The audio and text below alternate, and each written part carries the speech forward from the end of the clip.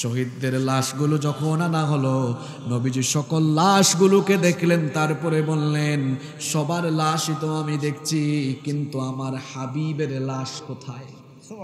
সাহাবীরা বললেন, ওগো আল্লাহর নবী, আপনার হাবিব এটা আবার কে? আমরা তো তাকে চিনি না, আপনার হাবিব এটা আবার কে? নবীজি বললেন, আমার হাবিবকে তোমরা খুঁজে বের করা লাগবে না, আমার হাবিবকে আমি চিনি, আমার হাবিবকে আমি নিজেই খুঁজে বের করব। নবীজি এবার খোঁজাখুঁজি আরম্ভ করলেন। 7 জন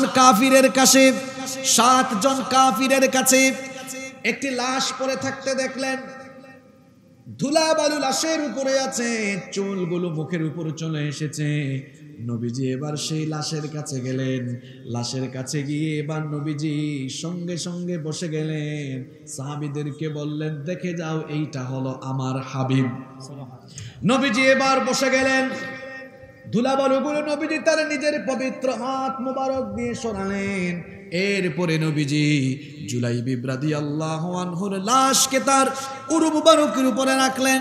তারপরে বললেন, আমার পাগল জুলাইবিব, আল্লাহর পাগল, রসুলের পাগল জুলাইবিব, শাহাদাতের পাগল জুলাইবিব, আহারে তুমি 7 জন কাফিরকে জাহান্নামে পাঠিয়েছো, নিজেও শাহাদাতের সুধা পান করেছো। শুধু তাই নয়, তোমার বিবাহের ব্যবস্থা আমি করে দিয়েছিলাম। বিবাহের প্রথম রাতে বউয়ের সঙ্গে বাসর ঘরেও সময় কাটালে না। এতটা আল্লাহ পাগল, এতটা রসুল পাগল, এতটা জান্নাত পাগল, দিন বিজয়ের পাগল। তোমার মতো জুলাইবিব দিন বিজয়ের জন্য এত পাগল, নতুন বউটাকে ঘরে রেখে এসে জিহাদের ময়দানে শাহাদাতের সুধা পান করেছে। আমার জুলাইবিব তুমি যেমন আমার পাগল, আমিও এই সাহাবীদের সামনে বলছি, তুমি আমার, আমি তোমার। এখনকার যুবকরা তার গার্লফ্রেন্ডকে এটা বলে, তুমি আমার, আমি তোমার।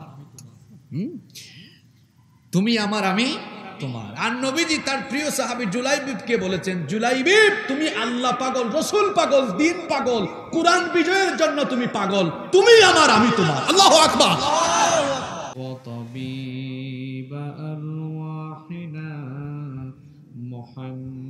মুহাম্মাদান আবদুল্লাহি ওয়া রাসূলুহু আরসালাহু বিল হাক্কি বাশীরান ওয়া নাযীরা ওয়া দাঈয়ান ইলাল্লাহি বিইذনিহি ওয়া সিরাজান ওয়া কামারান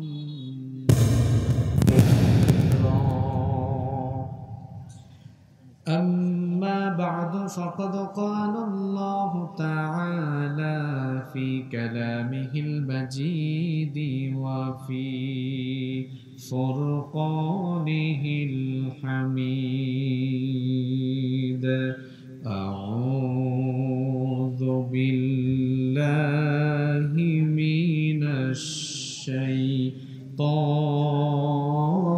الرجيم بسم الله الرحمن الرحيم إن الدين عند الله الإسلام وقال تعالى في شان حبيبه إن الله وملائكته يصلون على النبي يا أيها الذين آمنوا صلوا عليه وسلموا تسليما কেউ চুপ থাকবেন না, সবাই আমার সঙ্গে দুরূদ পড়েন। আল্লাহুম্মা সাল্লি আলা মুহাম্মাদ ওয়া আলা আলি মুহাম্মাদ কামা সাল্লাইতা আলা ইব্রাহিম ওয়া আলা আলি ইব্রাহিম ইন্নাকা হামিদুম মাজিদ। مجيد اللهم بارك على محمد وعلى آل محمد كما باركت على إبراهيم وعلى آل إبراهيم إنك حميد مجيد ربي زدني علما ربي زدني علما رب اشرح لي صدري ويسر لي أمري واحلل عقدة من لساني يفقه قولي سبحانك لا علم لنا إلا ما علمتنا إنك أنت العليم الحكيم صدق الله العظيم বাংলাদেশের ঐতিহ্যবাহী রংপুর জেলার পীরগঞ্জ উপজেলার অন্তর্গত রাধাকৃষ্ণপুর গ্রামবাসী এর উদ্যোগে আয়োজিত আজকের এই 20তম বার্ষিক তাফসীরুল কোরআন মাহফিলের চলমান অধিবেশনের মুহতারাম শ্রদ্ধাভাজন সভাপতি বিশিষ্ট আলেমে দ্বীন বিশিষ্ট ইসলামী চিন্তাবিদ অত্র এলাকার সর্বজন শ্রদ্ধেয় ব্যক্তিত্ব জনাব আলহাজ মাওলানা আব্দুল মতিন সরকার আতালাল্লাহু আমরাহু ওয়া বারাকাল্লাহু ফি হায়াতিহি আমরা সবাই বলি আমিন। আজকের মাহফিলের সম্মানিত সহসভাপতি জনাব আলহাজ আব্দুল জলিল প্রধান, আল্লাহ তাআলা ওনাকেও নেক হায়াত দান করুন, আমরা সবাই বলি আমিন। পোস্টারে উল্লেখিত সম্মানিত প্রধান অতিথি, বিশেষ অতিথি যারা আছেন, আল্লাহ তাআলা সকলকে কোরআনের জন্য দ্বীনের জন্য কবুল করে নেন, আমরা সবাই পড়ছি আমিন। মঞ্চে বসা আসমানের তারকা সমতুল্য শ্রদ্ধাভাজন উলামায়ে কেরাম, উপস্থিত অত্র এলাকার গণ্যমান্য এবং বিশিষ্ট ব্যক্তিবর্গ, আমার সামনে বসা পিতৃতুল্য সম্মানিত মুরব্বিয়ানে ইযাম, এসেছেন অসংখ্য যুবক তরুণ ছাত্র ভাইয়েরা, পর্দার আড়াল থেকে শ্রবণরতা সম্মানিতা মা এবং বোনেরা, উপস্থিত মিডিয়ার প্রিয় কর্মী এবং সাংবাদিক ভাইয়েরা, প্রশাসন এবং গোয়েন্দা সংস্থার সম্মানিত ভাইয়েরা, প্রাণ প্রিয় রাধাকৃষ্ণপুর পীরগঞ্জ তথা আমার প্রিয় রংপুরবাসী, আপনারা সবাই কেমন আছেন? আলহামদুলিল্লাহ। আপনাদেরকে শুকরিয়া, আমাকেও জিজ্ঞেস করেছেন। আলহামদুলিল্লাহ, আমি আল্লাহর রহমতে ভালো আছি। আমাদের সবাইকে সুস্থতার সাথে বাঁচিয়ে রেখে আজকের এই সুন্দর আয়োজনে আমাদেরকে শামিল হওয়ার তৌফিক যিনি দান করেছেন, গলার আওয়াজ বড় করে সবাই বলেন তো তিনি কে? আল্লাহ। সেই মহান রবের জন্য হৃদয়ের সবটুকু ভালোবাসা, আবেগ, অনুভূতিকে উজাড় করে দিয়ে খুশি মনে প্রাণবন্ত আওয়াজে উচ্চ কণ্ঠে কালিমাতুশ শুকর আদায় করে সকলেই আমরা খুশি হয়ে পড়ছি আলহামদুলিল্লাহ। দিনের বেলায় মানুষের অনেক কাজ থাকে, এই যে আপনাদের ব্যক্তিগত কাজ রেখে আপনারা এখানে এসেছেন, এখানে আমরা এসেছি শুধু কার জন্য? আল্লাহর জন্য, আল্লাহর কিতাব এই কোরআনের জন্য। এখানে যে আপনারা এসেছেন, আসার জন্য কি জনপ্রতি ১,১৫০ টাকা করে দেওয়া হয়েছে? কাউকে কি কোনো প্রকার গাড়ি ভাড়া দেওয়া হয়েছে? এখানে কি আপনাদেরকে কোনো খাবার দাবার দেওয়া হয়েছে? বাংলাদেশে অনেক সভা সমাবেশে সভাস্থল পূরণ করার জন্য জনপ্রতি ১,০০০-২,০০০ টাকা দেওয়া হয়, জিলাপি দেওয়া হয়, বিরিয়ানি দেওয়া হয়, খিচুড়ি দেওয়া হয়, জনপ্রতি টি শার্ট, মহিলাদেরকে শাড়ি দেওয়া হয়, তাও সভাস্থল পূরণ করা যায় না।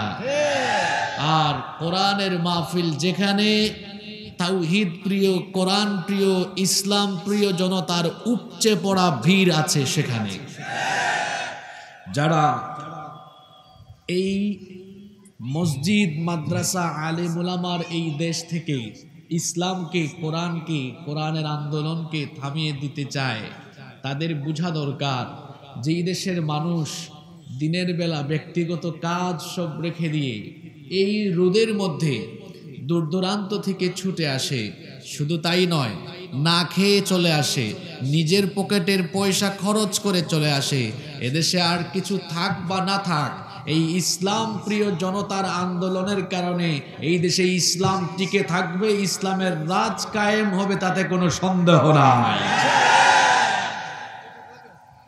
প্রিয় রংপুরবাসী, আপনারা সবাই খাওয়া দাওয়া করেছেন? আরে আমি জানি আপনারা অনেকে খাওয়া দাওয়া করতে পারেন নাই।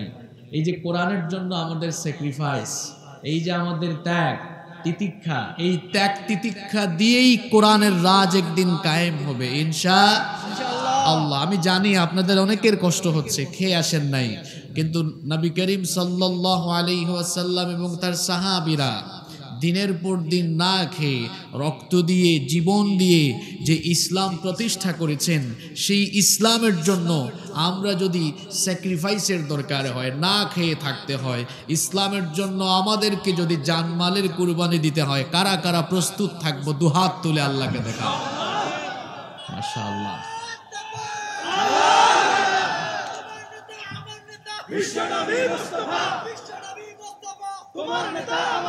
আল্লাহ আপনাদেরকে কবুল করুন, আল্লাহ আপনাদেরকে কবুল করুন। আমি আপনাদের কাছে ক্ষমা চেয়ে নিচ্ছি এই কারণে যে আমি আমার নির্ধারিত সময়ের 20-25 মিনিট পরে এসে হাজির হয়েছি। আপনারা দেশের পরিস্থিতি এখন জানেন, আমি অনেক দূর থেকে এসেছি, পথে পথে নানান সমস্যা, এজন্য আসতে দেরি হয়েছে। আমার ব্যক্তিগত কোনো প্রকার ত্রুটি ছিল না, দুর্বলতা ছিল না, আমি সর্বোচ্চটুকুন চেষ্টা করেছি। আল্লাহ তাআলার কাছে শুকরিয়া, এরপরেও আমরা আসতে পেরেছি, এই সুন্দর পরিবেশে বসার সুযোগ পেয়েছি, আলহামদুলিল্লাহ। প্রিয় উপস্থিতি, আমরা এমন একটি সময় এখন অতিবাহিত করছি, গোটা পৃথিবীতে বর্তমানে মুসলমানদের সুদিন যাচ্ছে নাকি দুর্দিন যাচ্ছে? অত্যন্ত দুর্দিন অতিবাহিত হচ্ছে। পৃথিবীতে মুসলমানরা এখন নির্যাতিত, নিপীড়িত। আপনারা তো দেশের খবর রাখেন, বিশ্বের খবর রাখেন, সুতরাং আমি নিশ্চিত যে আপনারা জানেন ফিলিস্তিনের অবস্থা, আপনারা জানেন সমসাময়িক বিশ্বের অবস্থা। এখন পরিস্থিতি বড় ভয়াবহ। একটা সময় আমাদের পূর্বপুরুষরা পৃথিবীকে নেতৃত্ব দিয়েছেন, আর আমাদের পূর্বপুরুষদের সামনে ইসলাম বিরোধী অমুসলিমেরা এরা হাঁটু গেড়ে বসে থাকত। এখন এই দৃশ্যের পুরোপুরি বিপরীত চিত্র আমরা দেখতে পাচ্ছি। এখন মুসলমানরা হাঁটু গেড়ে অমুসলিমদের সামনে অসহায় হয়ে বসে আছে। এর কারণ কি? এর কারণ হলো ইসলাম থেকে আমাদের দূরে সরে যাওয়া, কোরআন থেকে আমাদের দূরে সরে যাওয়া। আমরা জীবন বিধান হিসেবে কোরআনকে গ্রহণ করিনি, ইসলামকে গ্রহণ করিনি। ইসলামকে আমরা ধর্মীয় আচার অনুষ্ঠানের মধ্যে সীমাবদ্ধ রেখে আমরা আমাদের জীবনের অর্থনীতি, রাজনীতি, সমাজনীতি, রাষ্ট্রনীতি সব জায়গায় অমুসলিমদের নীতি আদর্শ এনেছি বলে আমরা এখন গোটা পৃথিবীতে অমুসলিমদের গোলামে পরিণত হয়েছি। যতক্ষণ না আমরা কোরআনের কাছে আসব, কোরআনের সমহান আদর্শ, ইসলামের আদর্শকে আমরা আঁকড়ে না ধরব, এই অবস্থা থেকে মুসলমানরা উত্তরণ হতে পারবে না। আল্লাহর হাবিব মুহাম্মাদুর রাসূলুল্লাহ পড়েন আমার সাথে সাল্লাল্লাহু আলাইহি ওয়াসাল্লাম আজকে থেকে ১৫০০ বছর আগে যে ভবিষ্যৎবাণী করে গিয়েছেন, আজকে যেন আমরা সেই ভবিষ্যৎবাণীর বাস্তবায়ন দেখতে পাচ্ছি। ইমাম আহমদ বিন হাম্বল রাহিমাহুল্লাহ তার মুসনাদে আহমদের ভেতরে, আবার আবু দাউদ শরীফের ভেতরেও এই হাদিস বর্ণিত হয়েছে। সাউবান রাদিয়াল্লাহু আন এই হাদিসের বর্ণনাকারী সাহাবী, রাসূল করিম সাল্লাল্লাহু আলাইহি ওয়াসাল্লাম বলেছেন, ইউশিকুল উমামু আন তাদা আলাইকুম কামা তাদা আল আকালাতু ইলা কাসআতিহা। আল্লাহর নবী বলেছেন, খুব শীঘ্রই এমন একটি যুগ আসবে, এমন একটি জামানা আসবে, এমন একটা সময় আসবে, ভোজনকারীরা যেভাবে ভোজনের জন্য ভোজন পাত্রের চতুর্দিকে বসে যায়, খাবার খাওয়ার সময় আমরা যেমন আঙ্গুল দিয়ে প্লেটের খাবারগুলোকে মুখে তুলে নেই, ঠিক তেমনি ভাবে তামাম দুনিয়ার সকল কোরআন বিরোধী ইসলাম বিরোধীরা ঐক্যবদ্ধ হয়ে মুসলমানদেরকে গ্রাস করার অপচেষ্টা অপপ্রয়াস চালিয়ে দিবে। মুসলমানদেরকে কোন ঠাসা বানিয়ে ফেলবে। মুসলমানরা বাড়িতে থাকতে পারবে না, ঘরে থাকতে পারবে না, এলাকায় থাকতে পারবে না, স্বাধীনভাবে কথা বলতে পারবে না, স্বাধীনভাবে চলতে পারবে না। এমন একটা মুসিবতের সময় আসবে। এই কথা শুনে সাহাবীরা বললেন, ওগো আল্লাহর হাবিব, মুসলমানদের এই দুরবস্থা কেন আসবে? তখন কি মুসলমানরা সংখ্যায় কম হয়ে যাবে? নবীজি তখন বললেন, না, মুসলমানদের সংখ্যা তখন কম হবে না, বাল আনতুম ইয়াউমা ইযিন কাসীর, বরং মুসলমানদের সংখ্যা তখন বেশি হবে। সাহাবীরা বললেন, সংখ্যায় বেশি হওয়ার পরেও এই অবস্থা হবে কেন? নবীজি তখন বললেন, সংখ্যায় বেশি হবে ওয়ালাকিন্নাকুম গুসাউন কাগুসাইস সাইল, বন্যার পানিতে ভেসে যাওয়া খড়কুটার মতো মুসলমানরা দুর্বল হয়ে যাবে। সংখ্যা বেশি থাকবে কিন্তু মাথা উঁচু করে থাকতে পারবে না, সাহস করে কথা বলতে পারবে না, ঐক্যবদ্ধ হতে পারবে না, মুসলমানরা পরাধীন হয়ে যাবে। আল্লাহর হাবিব বলেছেন, ওয়ালা ইয়ানজিআন্নাল্লাহু মিন সুদুরি আদুইকুম, সেই যুগে শত্রুদের অন্তর থেকে আল্লাহ তোমাদের ভয় ভীতি তুলে নেবেন আর তোমাদের অন্তরে আল্লাহ ওয়াহান ঢুকিয়ে দিবেন। সাহাবীরা তখন নবীজিকে জিজ্ঞেস করলেন, ওয়ামাল ওয়াহানু ইয়া রাসূলুল্লাহ, মহব্বতে আমার সাথে পড়েন সাল্লাল্লাহু আলাইহি ওয়াসাল্লাম। সাহাবীরা বললেন, নবী গো, ওয়াহান মানে কি?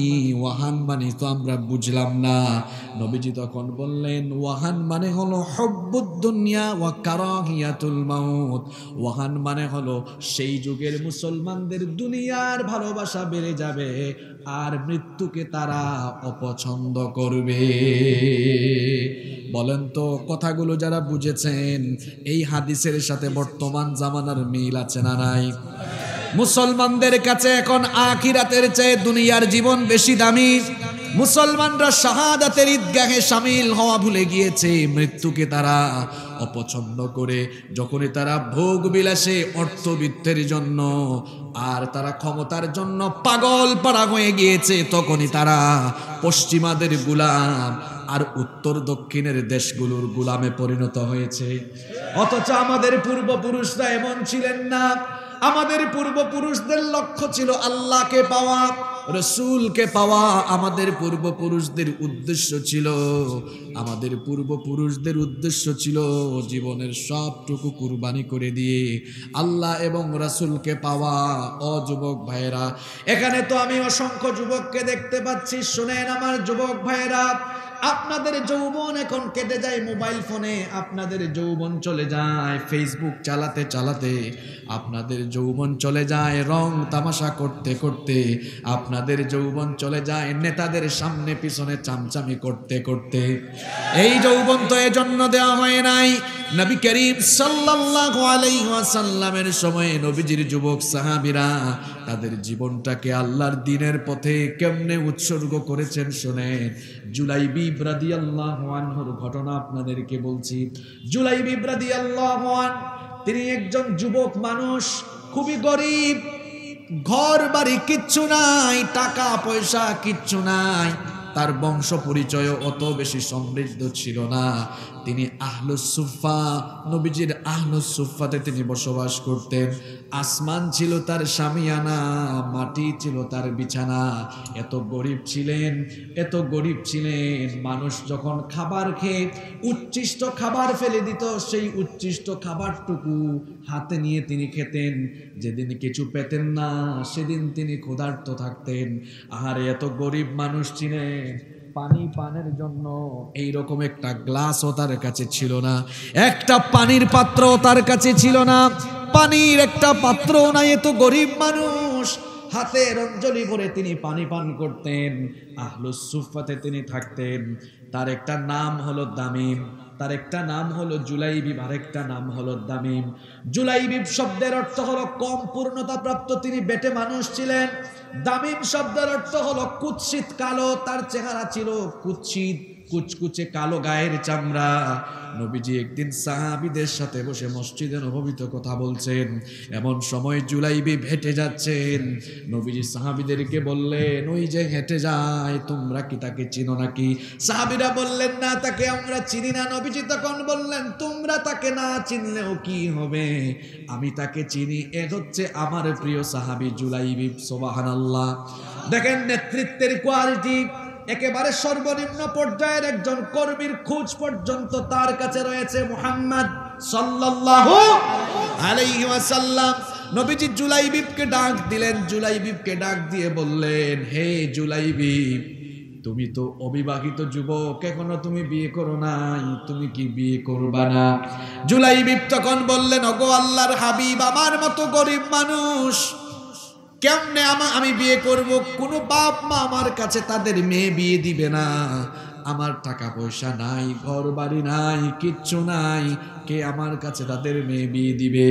আমি আখিরাতের অপেক্ষায় আছি। এই কথা বলে তিনি চলে গেলেন।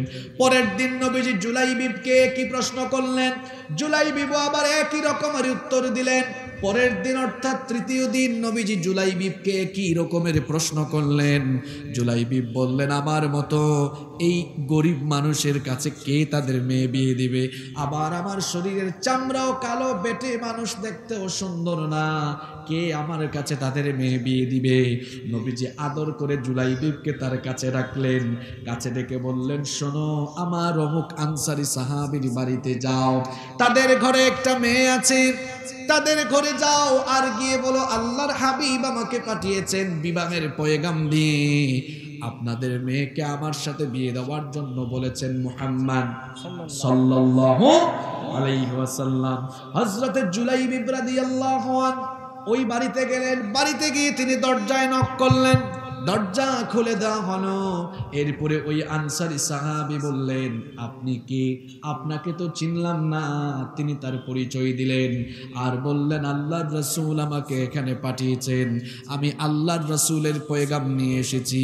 আল্লাহর রাসূলের কথা শুনে তাকে ভেতরে ঢোকানো হলো। এরপরে তিনি যখন আল্লাহর রাসূলের দেওয়া পয়গাম, তিনি বিয়ের পয়গাম দিলেন। ওই আনসারী সাহাবী বললেন, আপনি একজন কালো মানুষ, কুচকুচে কালো গায়ের চামড়া, গরিব মানুষ, ধন দৌলত, ঘর বাড়ি কিচ্ছু নাই, আমার মেয়েকে বিয়ে করে কি খাওয়াবেন? তিনি বললেন, আমি তো নিজের ইচ্ছায় আসি নাই, আমাকে পাঠিয়েছেন মুহাম্মাদুর রাসূলুল্লাহ সাল্লাল্লাহু আলাইহি ওয়াসাল্লাম। ওই আনসারী সাহাবী তখন বললেন, যেহেতু নবীজি পাঠিয়েছেন, তাহলে আপনি একটু অপেক্ষা করুন, আমি আমার স্ত্রীর সাথে বিষয়টা নিয়ে পরামর্শ করি। তিনি ভেতরে চলে গেলেন। স্ত্রী বললেন, না না, এত কুচকুচে কালো গায়ের চামড়া, উস্কো খুস্কো চুল, গায়ে ময়লা, কাপড়ে ময়লা, ঘর বাড়ি নাই, গরিব মানুষ, তার সাথে মেয়ে বিয়ে দিব না। তারা যখন এই প্রস্তাব ফিরিয়ে দিচ্ছিলেন, সকল কথাবার্তা ভেতর থেকে মেয়ে শুনতে পাচ্ছিল। মেয়ে তখন বললেন, আমার বাবা, আমার মা, এত বড় দুঃসাহস আপনাদের কি করে হলো? আল্লাহর রাসূলের প্রস্তাব আপনারা রিজেক্ট করে দিচ্ছেন, ফিরাইয়া দিচ্ছেন। আল্লাহর রাসূলের প্রস্তাব কোনো মোমেন্ট তো কখনো ফিরাইয়া দিতে পারে না। বাবা মা তখন বললেন, আমাদের কলিজার টুকরা মেয়ে, শোনো, তুমি হয়তো ঘরের ভেতর থেকে আবেগে কথা বলছো, ঘরের ভেতর থেকে একটু বের হয়ে ছেলেটার দিকে তাকাও, দেখো কুচকুচে কালো গায়ের চামড়া, দেখতে ভালো না, উস্কো খুস্কো চুল, ধুলাবালু যুক্ত বদনে এসেছে, শরীরের মধ্যে ময়লা, কাপড়ের মধ্যে ময়লা, একটু এক নজর দেখো, দেখবা তোমার পছন্দ হবে না। মেয়ে তখন বললেন, আমার তাকে দেখারও দরকার নাই, আল্লাহর রাসূল আমার জন্য যাকে পছন্দ করেছেন, নবীজির পছন্দই হলো আমার পছন্দ। যুবকদের মনোযোগ আছে না অন্যদিকে আছে? শোনো যুবকরা, বিয়ে হয়ে গেল, একটা ছেলে একটা মেয়ের জন্য বিবাহের প্রথম রাত হলো স্বপ্নের রাত, ফুল সজ্জার রাত, বাসর সজ্জার রাতে জুলাইবিব রাদিয়াল্লাহু আনহু তার স্ত্রীর কাছে আসেন। দুজনই এবার কথাবার্তা বলছেন। প্রেম ভালোবাসা নিবেদনের সময় যখন আসলো, ঠিক তখন দরজার বাইনা জুনুদুল্লাহ আওয়াজ শোনা গেল, আল্লাহর সৈন্যরা কোথায়? আল্লাহর দিনের মুজাহিদরা কোথায়? যুদ্ধের দামামা বেজেছে, জিহাদের ডাক এসেছে। নবীজি জিহাদের ময়দানের ডাক দিয়েছেন। তীরের শলা থেকে যেমন ধনুকটা ছুটে যায়, ঠিক তেমনি করে জুলাইবিব রাদিয়াল্লাহু আনহু জিহাদের কথা শুনে তার স্ত্রীর কাছ থেকে সাথে সাথে বিচ্ছিন্ন হয়ে গেলেন। এরপরে তরবারি হাতে নিয়ে জিহাদের ময়দানে ছুটে গেলেন। যুদ্ধ করতে করতে করতে করতে শাহাদাতের সুধা পান করলেন। আল্লাহু আকবার। যুদ্ধের শেষে নবী করিম সাল্লাল্লাহু আলাইহি ওয়াসাল্লাম জিহাদের ময়দানে আসলেন। সাহাবীদেরকে বললেন, যারা শহীদ হয়েছে শহীদদের লাশগুলো আমার সামনে নিয়ে আসো। শহীদদের লাশগুলো যখন আনা হলো, নবীজি সকল লাশগুলোকে দেখলেন, তারপরে বললেন, সবার লাশই তো আমি দেখছি, কিন্তু আমার হাবিবের লাশ কোথায়? সাহাবীরা বললেন, ওগো আল্লাহর নবী, আপনার হাবিব এটা আবার কে? আমরা তো তাকে চিনি না, আপনার হাবিব এটা আবার কে? নবীজি বললেন, আমার হাবিবকে তোমরা খুঁজে বের করা লাগবে না, আমার হাবিবকে আমি চিনি, আমার হাবিবকে আমি নিজেই খুঁজে বের করব। নবীজি এবার খোঁজাখুঁজি আরম্ভ করলেন। 7 জন কাফিরের কাছে একটি লাশ পড়ে থাকতে দেখলেন। ধুলা বালু লাশের উপরে আছে, চুলগুলো মুখের উপর চলে এসেছে। নবীজি এবার সেই লাশের কাছে গেলেন। লাশের কাছে গিয়ে এবার নবীজি সঙ্গে সঙ্গে বসে গেলেন। সাহাবীদেরকে বললেন, দেখে যাও, এইটা হলো আমার হাবিব। নবীজি এবার বসে গেলেন। ধুলা বালুগুলো নবীজি তার নিজের পবিত্র হাত মুবারক দিয়ে সরালেন। এরপরে নবীজি জুলাইবিব রাদিয়াল্লাহু আনহুর লাশকে তার উরু মুবারকের উপরে রাখলেন। তারপরে বললেন, আমার পাগল জুলাইবিব, আল্লাহর পাগল, রসুলের পাগল জুলাইবিব, শাহাদাতের পাগল জুলাইবিব, আহারে তুমি 7 জন কাফিরকে জাহান্নামে পাঠিয়েছো, নিজেও শাহাদাতের সুধা পান করেছো। শুধু তাই নয়, তোমার বিবাহের ব্যবস্থা আমি করে দিয়েছিলাম। বিবাহের প্রথম রাতে বউয়ের সঙ্গে বাসর ঘরেও সময় কাটালে না। এতটা আল্লাহ পাগল, এতটা রসুল পাগল, এতটা জান্নাত পাগল, দিন বিজয়ের পাগল। তোমার মতো জুলাইবিব দিন বিজয়ের জন্য এত পাগল, নতুন বউটাকে ঘরে রেখে এসে জিহাদের ময়দানে শাহাদাতের সুধা পান করেছে। আমার জুলাইবিব, তুমি যেমন আমার পাগল, আমিও এই সাহাবীদের সামনে বলছি, তুমি আমার, আমি তোমার। এখনকার যুবকরা তার গার্লফ্রেন্ডকে এটা বলে, তুমি আমার, আমি তোমার। তুমি আমার, আমি তোমার। আর নবীজি তার প্রিয় সাহাবী জুলাইবিবকে বলেছেন, জুলাইবিব তুমি আল্লাহ পাগল, রসুল পাগল, দিন পাগল, কুরআন বিজয়ের জন্য তুমি পাগল, তুমি আমার, আমি তোমার। আল্লাহু আকবার।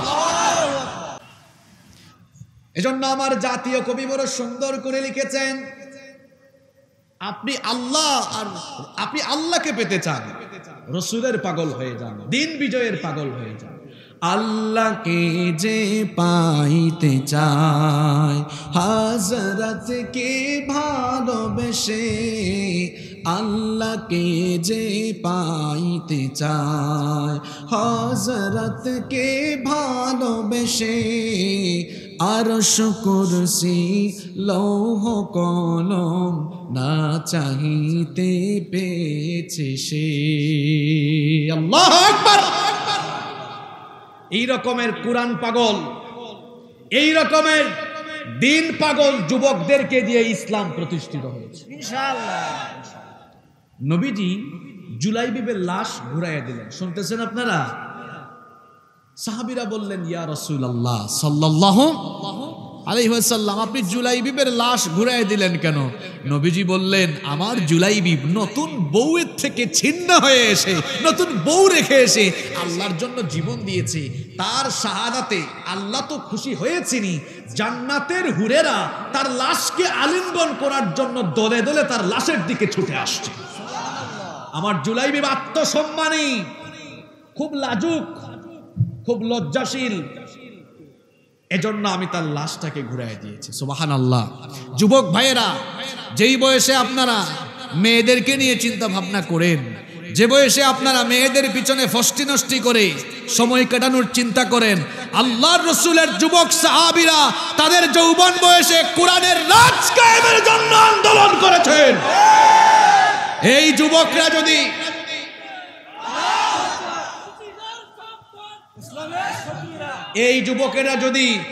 এই যুবকেরা যদি কোরআন পাগল হয়ে যায়, ইসলাম পাগল হয়ে যায়, তাহলে কোরআনের বিপ্লবের গণজোয়ার রুখে দেওয়ার সাধ্য দুঃসাহস কারো নয়।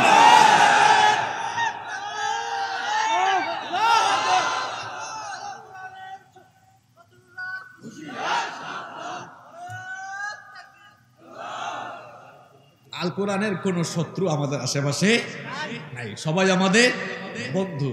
স্লোগান দিতে হবে, কোরআনের আলো, ইসলামের আলো, আল্লাহ আমাদের অন্তরে অন্তরে জ্বালো। আপনারা বলবেন হুজুর আপনি স্লোগান উল্টাই দিলেন কেন? না, আমি এটা গত ৩-৪ বছর ধরে বলছি।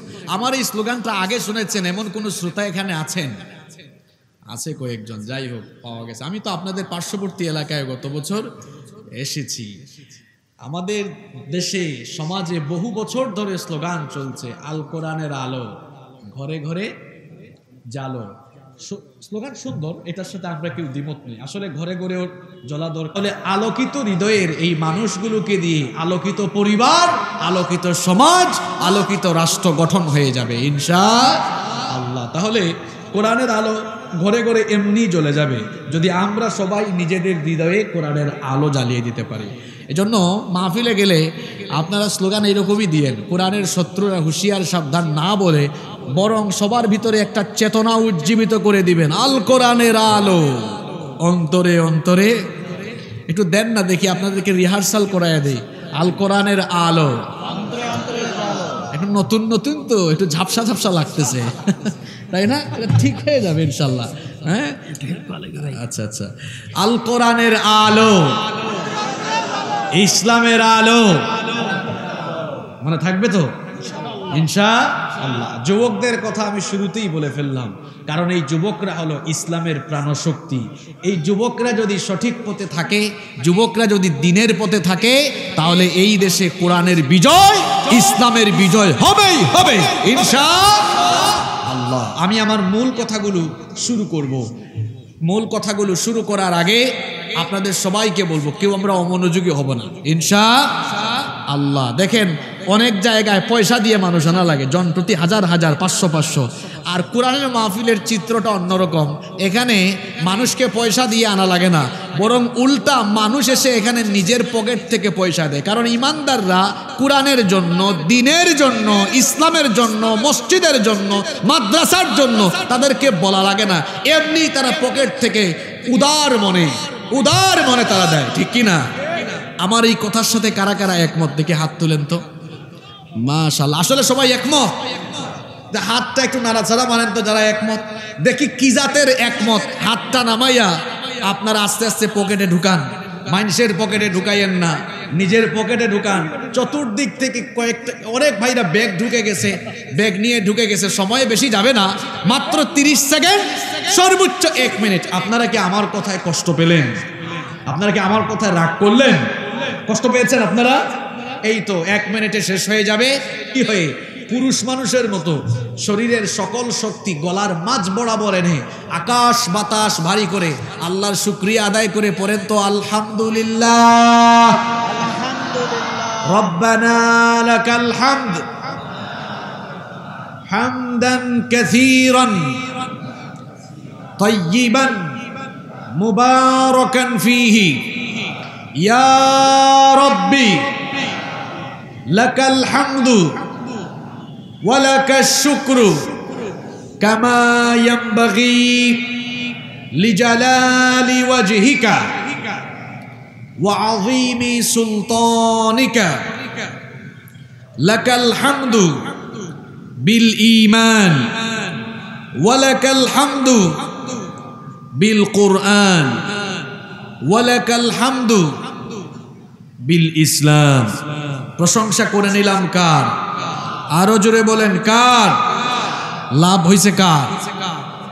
আবার আসুন আমরা আলোচনায় ফিরে আসি। এবার আমরা মন মতো আলোচনা করব ইনশাআল্লাহ। এতক্ষণ একটা পরিবেশ হয়েছে, বলছিলাম আমরা আগের জায়গায় ফিরে যাই। বলছিলাম গোটা দুনিয়াতে ইসলামের সুদিন চলছে নাকি দুর্দিন চলছে? এই দুর্দিনে আমরা রেশারেশি ভেদাভেদ ভুলে গিয়ে ঐক্যবদ্ধ হওয়ার দরকার আছে না নাই?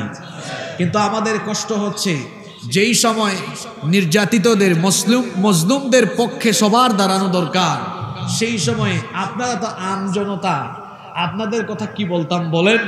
এখন আমাদের অনেক হুজুর বেশি লোকেরা নির্যাতিতদের পক্ষে কথা না বলে কাটা গায়ে তারা যেন আবার নুনের ছিটা দিচ্ছেন। 2-3 দিন আগে দেখলাম আমাদের দেশের এক শায়ক, তিনি বললেন যে ইসরায়েলের ইহুদিরা এখন আর শিরক করে না, তাদের দেশে মূর্তি পূজা নাই, এজন্য তারা এগিয়ে গেছে, যুদ্ধে তারা দুর্বার, তাদেরকে কেউ থামিয়ে দিতে পারে না।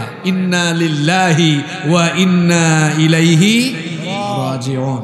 আসলে এত বছর আমরা শুনতাম যে অনেক জায়গায় অনেকেই বলতেন আর কি যে কেউ কেউ ডলার খাওরা, রিয়াল খাওরা, এটা আমরা বিশ্বাস করতাম না। কিন্তু অবস্থা দৃষ্টে এখন তো মনে হচ্ছে আসলে যে যার নুন খায় সে তার গুণ গায়। যে যার নুন খায়, আপনারা নুন বলেন না লবণ বলেন? আচ্ছা, অবস্থা দৃষ্টে মনে হচ্ছে যে যার নুন খায় সে তার গুণ গায়। নইলে সম্মানিত শায়েখ, আপনি নুন না খাইলে, যখন মুসলমানরা এত নির্যাতিত তাদের পক্ষে একটা কথা না বলে আপনি উল্টা অসভ্য বর্বর ইহুদিদের পক্ষে আপনি কথা বলেন। আপনি ওদের থেকে কয় কেজি না কয় বস্তা লবণ খেয়েছেন, নুন খেয়েছেন, এটা এই মুসলিম জাতি জানতে চায়। আপনার দৃষ্টিতে শুধুমাত্র মূর্তি পূজা কি শিরক? মূর্তি পূজার বাহিরেও তো কথাবার্তায়, চলনে, বলদে, আকিদায়, চিন্তায় শিরক হতে পারে কিনা? যেমন কেউ যদি বলে সকল ক্ষমতার মালিক জনগণ, এটাও শিরক, কারণ সকল ক্ষমতার মালিক কে? এটা কি আমার কথা? আল্লাহ সূরা মুলকে বলেছেন তাবারাকাল্লাযী বিয়াদিহিল মুলক, সকল ক্ষমতা যার হাতের মুঠায় তিনি কে? আন্নাল কুওয়াতা লিল্লাহি জামিআ, সব ক্ষমতার মালিক যিনি, আওয়াজ করে বলতে হবে তিনি কে? তো আমাদের সম্মানিত শায়েখ শুধুমাত্র মূর্তি পূজা হচ্ছে না এটা দেখলেন, কিন্তু তারা যে পশ্চিমাদের গোলামি করে মুসলিম নিধনের কাজ করছে। আবার কোরআনে যে আল্লাহ তাদের আকীদার কথা বললেন, ওয়াকালাতিল ইয়াহুদু উযাইরুন ইবনুল্লাহ, আবার তাদের কথা আল্লাহ বলেছেন, এরা বলে নাহনু আবনাউল্লাহি ওয়া আহিব্বাউ, ইহুদিদের ধারণা উযাইর আলাইহিস সালাম আল্লাহর ছেলে। নাউযুবিল্লাহ। আল্লাহ তাআলার কি কোনো পুত্র সন্তান বা কন্যা সন্তান আছে? নাউযুবিল্লাহ। আমরা তো সূরা ইখলাস পড়ি, কুল হুয়াল্লাহু আহাদ, তিনি একক অদ্বিতীয়, তার সাথে আর কোনো শরীক নাই। যখন কিচ্ছু ছিল না তখন ছিলেন কে? যখন কিচ্ছু থাকবে না, কুল্লু মান আলাইহা ফান ওয়া ইয়াবকা ওয়াজহু রাব্বিকা যুল জালালি ওয়াল ইকরাম, তখন যিনি থাকবেন তিনি কে? আল্লাহর সাথে তো কোনো শরীক নাই। এই ইসরায়েলের বর্বর ইহুদিরা তামাম দুনিয়ার মুসলিম নিধনে ব্যস্ত, আর আমাদের শায়েখ তাদের গুণগান গাইলেন। আপনি আসলেই কত কেজি না কয় বস্তা, নাকি টাকার বস্তা, ডলার নুন খেয়েছেন, এটা আসলে আমরা জানি না। আপনি নিজেই বক্তব্য দিয়ে সেটা পরিষ্কার করেন। আর যুবকদেরকে বলছি, তোমরা তো খুব আমাদের বাঙালিদের মধ্যে অন্ধ অনুসারী বেশি। মাঝে মাঝে আমরা মাহফিলে গেলে এসে বলে, হুজুর আমি আপনার পাগলা ভক্ত। আরেকজন এসে বলে, হুজুর আমি আপনার খুব বড় ফ্যান। আমি বলি না, আপনি আমার মতো হুজুরের ফ্যান হওয়া লাগবে না। আপনি ফ্যান হবেন, আপনি যার আদর্শ অনুসরণ করবেন তিনি মুহাম্মদ সাল্লাল্লাহু আলাইহি ওয়াসাল্লাম। যতক্ষণ আপনি আমার মধ্যে নবীজির অনুসরণ দেখবেন, আমার কথা শুনবেন, আপনি আমাকে ভালোবাসবেন আল্লাহর দ্বীনের জন্য। যখন দেখবেন আমি আল্লাহ রসুলের পথ থেকে বিচ্যুত হয়ে গিয়েছি, আমার মতো লোককে আপনি ঘৃণা করবেন আল্লাহর সন্তুষ্টির জন্য। কিন্তু আমার দেশে হয়ে যায় কি, যে হুজুরের ভক্ত সেই হুজুরের কোনো ভুলও তারা মেনে নিতে পারে না, বরঞ্চ উল্টা দেখা যায় কেউ কারো ভালোর জন্য, জাতিকে সতর্ক করার জন্য কোনো উত্তম কথা বললে তাকে উল্টা গালিগালাজ করে। এটার নাম অন্ধ অনুসরণ, এটার নাম অন্ধ অনুকরণ। এ ধরনের অন্ধ অনুসারীরা হচ্ছে পথভ্রষ্ট, অন্ধ অনুসারীরা হচ্ছে গুমরাহ। কারো অন্ধ অনুসরণ করা যাবে না। একমাত্র অন্ধ অনুসরণ করা যায় একজনের, তিনি মুহাম্মদ সাল্লাল্লাহু আলাইহি ওয়াসাল্লাম। একেবারে নবীজিকে স্টার্টিং থেকে এন্ডিং জীবনের সব ক্ষেত্রে আপনি অনুসরণ করবেন। এছাড়া অন্য কাউকে, ওমর রাদিয়াল্লাহু আনহু খলিফা হলেন, কি বক্তব্য দিলেন? যতক্ষণ আমাকে আল্লাহ এবং রাসূলের আনুগত্যের পথে দেখবেন ততক্ষণ আমার অনুসরণ করবেন। যখন দেখবেন এই পথ থেকে বিচ্যুত হয়ে গিয়েছি, আমাকে সংশোধন করে দিবেন। সংশোধিত না হলে আমার সাথে সম্পর্ক ছিন্ন করবেন। আল্লাহু আকবার। এর নাম ইসলাম। এর নাম কি? বলছিলাম ইসলাম। দুর্দিন চলছে, তবে এরকম দুর্দিন থাকবে এমনটা ভাবা যাবে? আপনাদের কষ্ট হচ্ছে? জবাব দিতে কষ্ট হয়? এরকম দুর্দিন থাকবে এমনটা ভাবা যাবে না। কারণ দুর্দিনের পরে কি আসে? জোরে বলেন, দুর্দিনের পরে কি আছে? সুদিন আসে। রাতের পরে কি আসে? দিন আসে। রাতের পরে যেমন দিন আসে, দুর্দিনের পরে যেমন সুদিন আসে, ঠিক তেমনি ভাবে এই সংকটময় পরিস্থিতি অতি শীঘ্রই কেটে যাবে। ইসলামের নতুন সূর্য উদিত হবে ইনশাআল্লাহ। কেউ এটা ঠেকায় রাখতে পারবে? যারা ঠেকাতে চাইবে নিজেরাই শেষ হয়ে যাবে। এটা কোরআনে বলেছেন কে?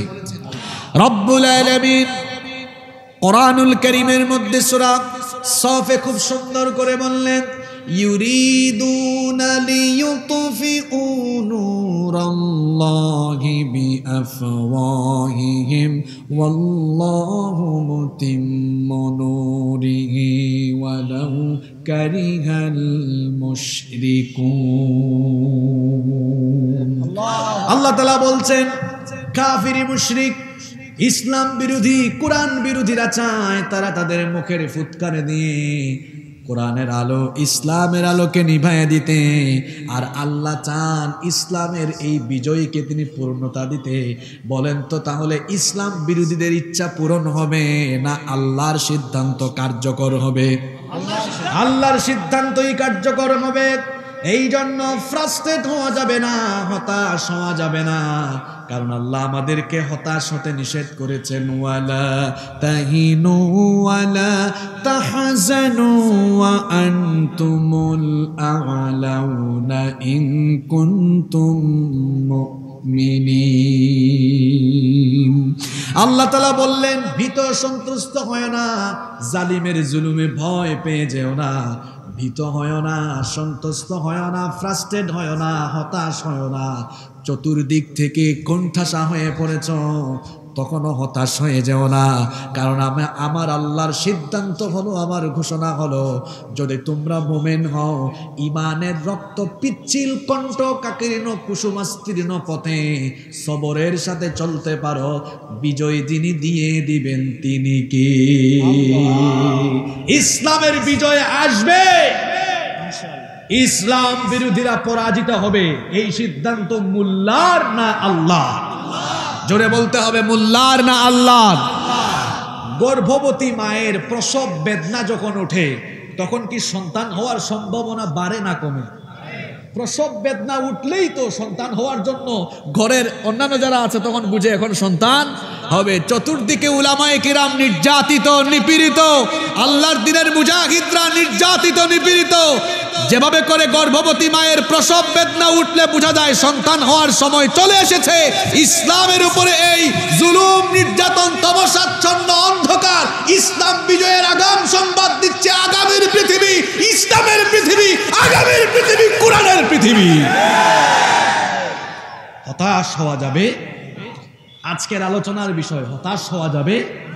মুমিন কখনো হতাশাগ্রস্ত হয় না, মুমিন কখনো নিরাশ হয়।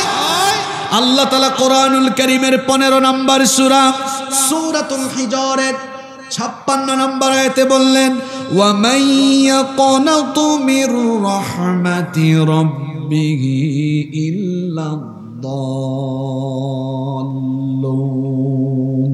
আল্লাহ তাআলা বলেছেন, একমাত্র পথভ্রষ্ট গুমরা লোক ছাড়া আর কে আল্লাহর রহমত থেকে নিরাশ হতে পারে? পথভ্রষ্ট আর গুমরা লোকেরা আল্লাহর রহমতের আশা ছেড়ে দেয়, কিন্তু একজন ঈমানদার তার জীবনে যত বিপদ, মুসিবত, কষ্ট আসুক না কেন হতাশ হয়ে যায় না। যার রহমতের আশা করে সবাই বলেন তিনি কে? আসতে বলবেন না, জুড়ে বলেন তিনি কে? তবরানীর বিশুদ্ধ সনদে হাদিস এসেছে, আল্লাহর হাবিব বলেছেন, আল কাবাইরুশ শিরকু বিল্লাহ, আল্লাহর সাথে শিরক করা এটা হলো কবিরা গুনাহ। আল্লাহর সাথে শিরক করা যেমন কবিরা গুনাহ, ঠিক তেমনি ভাবে ওয়াল ইয়াসু মির রাউহিল্লাহ, ঠিক তেমনি ভাবে আল্লাহর রহমত থেকে নিরাশ হওয়া এটাও হলো কবিরা গুনাহ। এই জন্য আল্লাহর রহমত থেকে কখনো নিরাশ হওয়া যাবে না।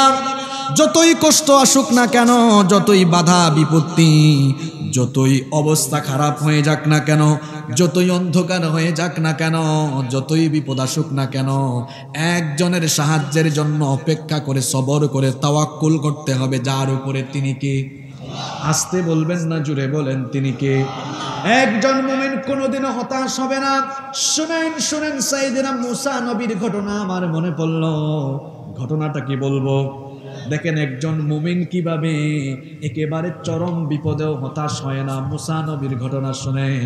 সাইয়েদনা মুসা আলাইহিস সালাম এবং তার উম্মত বনি ইসরাইলের উপরে যখন ফেরাউন এবং তার বাহিনী অত্যাচার নির্যাতনের চূড়ান্ত সীমা ছাড়িয়ে গেল, রব্বুল আলামিন মুসা আলাইহিস সালামকে আদেশ দিলেন, তোমার উম্মতকে নিয়ে মিশর ছেড়ে হিজরত করে চলে যাও। আহারে, ইমানের জন্য হিজরত করা, ঘর বাড়ি ছেড়ে দেওয়া, ভিটামাটি ছেড়ে দেওয়া, এটা নবীদের সুন্নত। সুতরাং একজন ইমানদার ইমানের জন্য ঘর বাড়ি এলাকা ছাড়তে রাজি, তাও তারা বাতিলের সাথে আপোষ করতে রাজি না। এইরকম হবে ইমানদারের ইমান। আল্লাহ যখন বললেন মুসা নবী তার উম্মত নিয়ে মিশর ছেড়ে রওনা করলেন, এই খবর ফেরাউনের কানে চলে গেল। ফেরাউন এবার তার বাহিনী নিয়ে মুসা নবী এবং তার উম্মতকে ধাওয়া করার জন্য তারাও প্রস্তুতি নিল, তারাও রওনা করলো।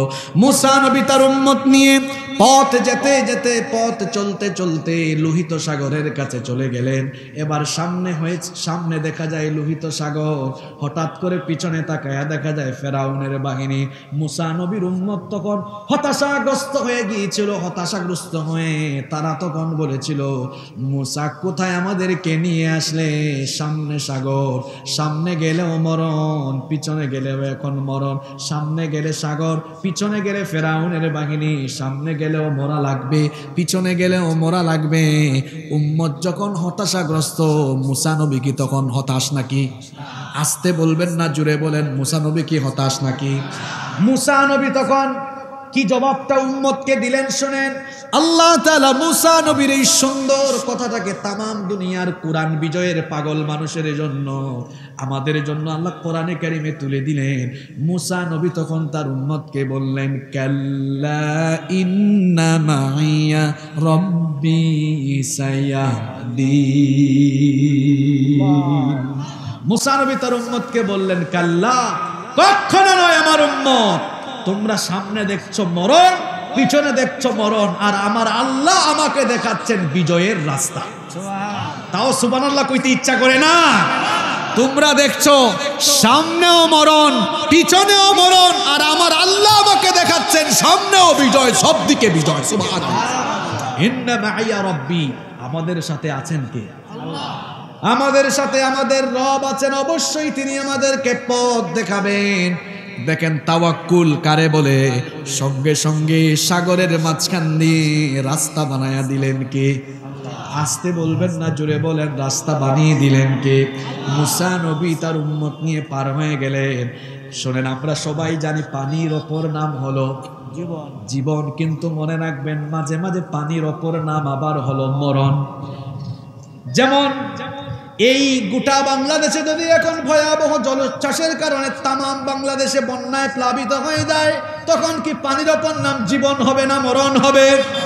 মরণ হবে। যে পানির অপর নাম জীবন, ফেরাউনের জন্য আর ফেরাউনের বাহিনীর জন্য পানি হয়ে গেল মরণ।